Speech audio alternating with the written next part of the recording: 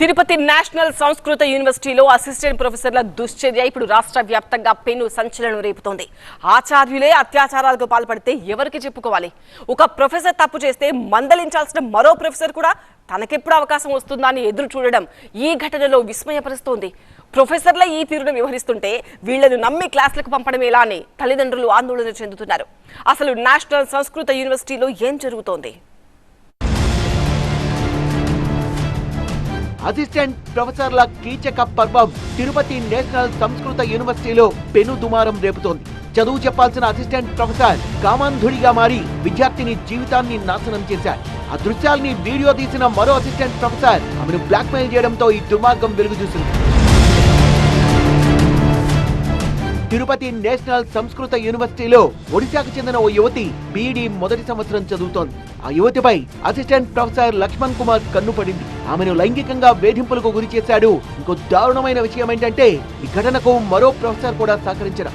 ఆ విద్యార్థినితో లక్ష్మణ్ కుమార్ ఏకాంతంగా ఉన్న సమయంలో ఆ దృశ్యాలను మరో assistant professor Shekhar Reddy record చేశాడు. తన సెల్ ఫోన్ లో రికార్డ్ చేసిన ఆ వీడియోను విద్యార్థినికి చూపించి బ్లాక్మెయిల్ చేశాడు. తనతో కూడా అలాగే ఉండాలని ఒత్తిడి చేశాడు. రోజు రోజుకు ఇద్దరి లైంగిక వేధింపులు మరీ ఎక్కువైపోయాయి. ఆ వేధింపులు తాళలేక బాధిత విద్యార్థిని యూనివర్సిటీ వైస్ ఛాన్సలర్ జిఎస్ఆర్ కృష్ణమూర్తికి ఫిర్యాదు చేసింది. దీనిపై యూనివర్సిటీ అంతర్గత ఫిర్యాదుల కమిటీ విచారణ చేసి విద్యార్థినిపై లైంగిక దాడి జరిగినట్లు నిర్ధారించింది. అమ్మాయిని లైంగిక వేధించినారని చెప్పి రిజిస్ట్రార్ గారు కంప్లైంట్ ఇచ్చారు. దాని మీద విచారణ చేస్తున్నాము. దాని మీద సెల్ ఫోన్ సీజ్ చేసాము. ఏదైతే కమిటీ వాళ్ళు ఎంక్వైరీ చేసి ఇంటర్నల్గా అతన్ని సస్పెండ్ చేశారు. ఆ కమిటీ వాళ్ళను కూడా విచారించి దాని ఏం జరిగిందనేది జరుగుతూ ఉంది.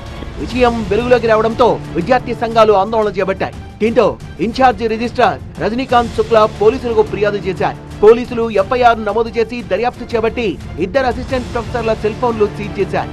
తనపై జరిగిన ఘాతుకం, వేధింపులు, బ్లాక్మెయిల్ కారణంగా తీవ్ర మనస్తాపానికి గురైన బాధిత విద్యార్థిని ప్రస్తుతం తన స్వస్థలమైన ఒడిశాకు వెళ్లిపోయింది.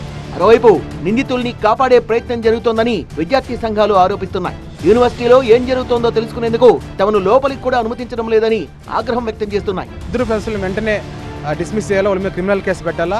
వీసీ గారు కూడా ఈరోజు సుమోటో కేసు పెట్టి ఆయన మీద కేసు ఫైల్ చేసి ఆయన కూడా ఉద్యోగం నుంచి చేసేలాగా మేము ఏసీపీ డిమాండ్ చేస్తాం. యూనివర్సిటీ అధికారులు నిమ్మక నీరెత్తునలాగా ఈరోజు వ్యవహరిస్తున్నారు. విద్యార్థి సంఘాలు ఎవరిని కానీ లోపలికి పంపించే పరిస్థితి కనపడటం లేదు. మేము ఒకటే డిమాండ్ చేస్తున్నాం, విద్యార్థి సంఘాలుగా తక్షణమే అమ్మాయికి న్యాయం చేయండి. వాళ్ళు తప్పు చేశారు, వాళ్ళ తప్పుని కప్పుపుచ్చడం కోసం వీసీ లెవెల్లో కూడా అడ్మినిస్ట్రేషన్ పూర్తి స్థాయిలో సపోర్ట్ చేస్తాం. తక్షణమే మేము దానికోసమనే మేము విద్యార్థి సంఘాలు కూడా అందరూ కూడా వచ్చి ఇక్కడ నిరసన కార్యక్రమం చేస్తూ ఉన్నాం. నిందితులపై కఠిన చర్యలు తీసుకోకపోతే యూనివర్సిటీని ముట్టడిస్తామని విద్యార్థి సంఘాలు హెచ్చరించడంతో క్యాంపస్ లో ఎప్పుడేం జరుగుతుందో అన్న ఆందోళన కనిపిస్తోంది.